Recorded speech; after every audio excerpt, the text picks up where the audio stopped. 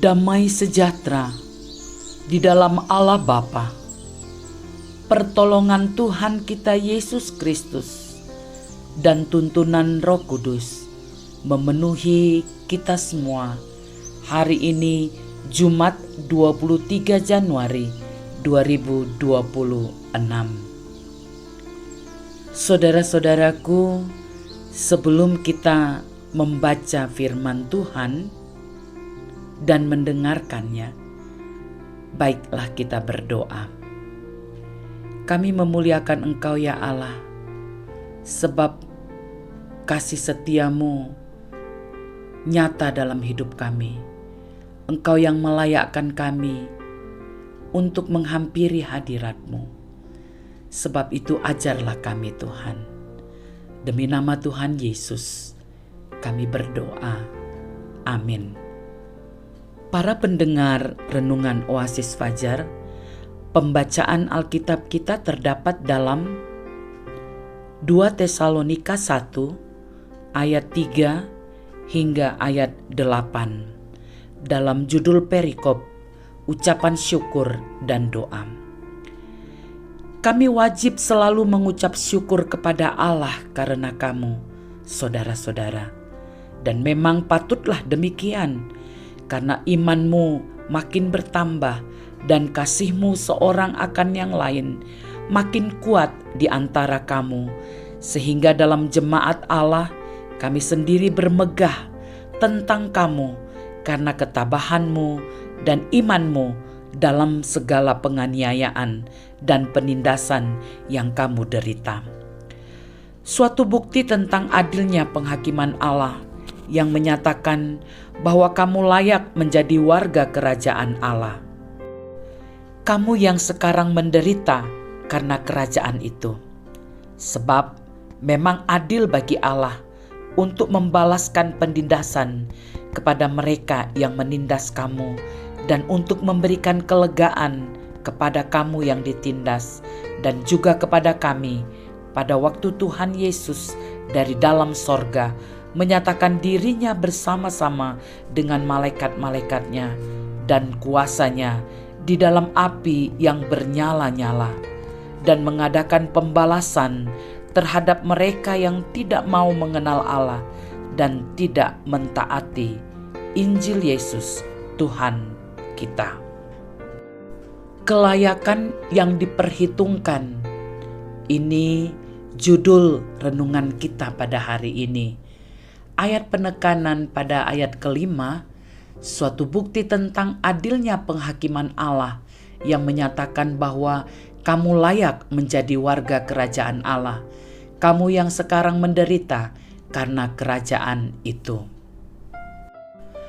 Sebagai umat Tuhan, kita bukan hanya dikaruniakan percaya kepada Kristus, melainkan juga menderita bagi Dia. Di zaman modern ini, banyak anak-anak Tuhan yang tidak mau hidup menderita, apalagi menderita bagi Tuhan. Bukan tanpa alasan, di zaman ini banyak fasilitas yang tersedia yang memudahkan untuk mendapatkan sesuatu yang diinginkan tanpa harus bersusah-susah untuk mendapatkannya. Dari bagian firman Tuhan ini, kita belajar dari iman jemaat Tesalonika. Walaupun hidup dalam berbagai penganiayaan, penderitaan, mereka tetap teguh dalam iman kepada Kristus. Keteguhan iman mereka tidak digoyahkan oleh berbagai penganiayaan, penindasan, dan penderitaan yang dialami, tetapi semakin teguh dalam Kristus. Demikian halnya kita sebagai umat Tuhan.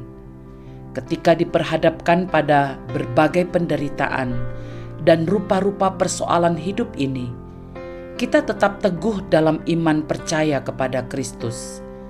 Iman tidak digoyahkan oleh berbagai penderitaan dan rupa-rupa persoalan hidup ini.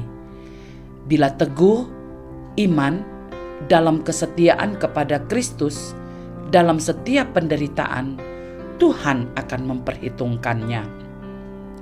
Rasul Paulus mengatakan menjadikan kita layak menjadi warga kerajaan Allah.